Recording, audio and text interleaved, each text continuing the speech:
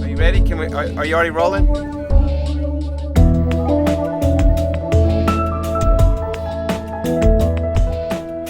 In 1991, Carrie and I got married, and 6 weeks later we moved to the Mexican border. We went to language school. We spent 9 months in language school, and then we started working with Indians in the mountains of Mexico, where we worked for about 1.5 years, and started working in Cuba later on. And this is our 15th year on the mission field, and we're currently working in Cuba, Colombia, Peru, Bolivia, occasionally some other countries in Middle East, and mobilizing Latin Americans to go into the world. It's all God's children singing glory, glory, hallelujah, He reigns, He reigns. It's all God's children singing glory, glory, hallelujah, He reigns, He reigns. We founded Latin Impact Ministries as a result of going over the island of, we're going to Jamaica on our honeymoon, and we flew over the island of Cuba, and I was looking out the airplane window and looking down the island below, and I just felt like God said, one day you're going to preach here. And so 2 years later is when we ended up going into Cuba for the first time, and the ministry just continued from that point forward.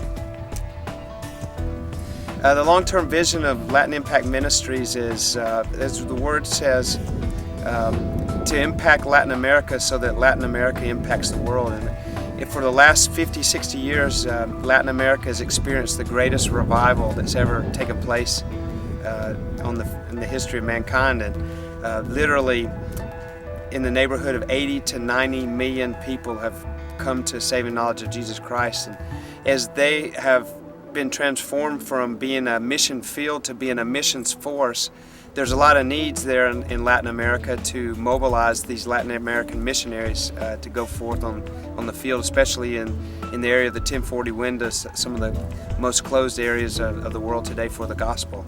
So our vision is to equip, to mobilize, and to help provide for the missionaries themselves, provide pastoral care for the missionaries on the field.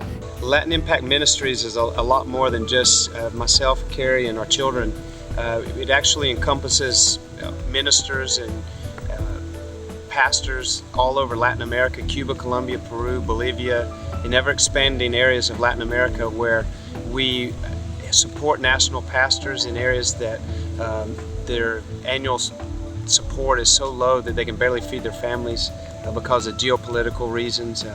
We also support Latin American missionaries that are just getting to the field, and the first few years is very difficult for them economically and spiritually, emotionally, as well as supporting church building projects, even humanitarian projects in different countries where poverty is just extreme level. So for that reason, our needs really are greater than just our personal needs for this ministry. It's to really see the kingdom of God advance throughout Latin America, and then in turn to see the kingdom of God advance throughout the world through this mission force which is coming out of Latin America.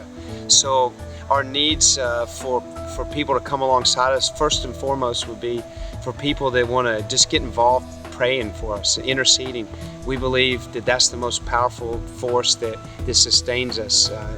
Time after time we could give you testimonies of the way God's moved in response to people's prayers. So we're very interested in receiving more and more people that want to hear what we do, that want to get involved, just praying, interceding for our trips, for our projects, for those that we support and those we work with.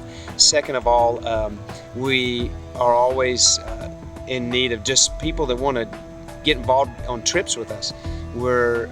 There's a lot of opportunities throughout the year for people to join us on trips, and there's never been a trip that we've had that the people haven't come back and said their life was changed forever.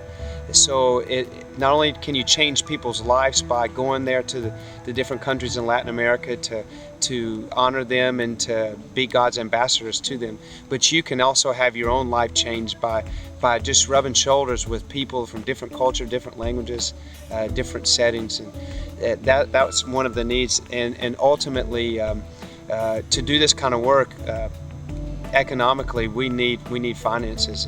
And we believe over the past 2 or 3 years, the Lord's really spoken to us about expanding and growing and being able to reach in a bigger way.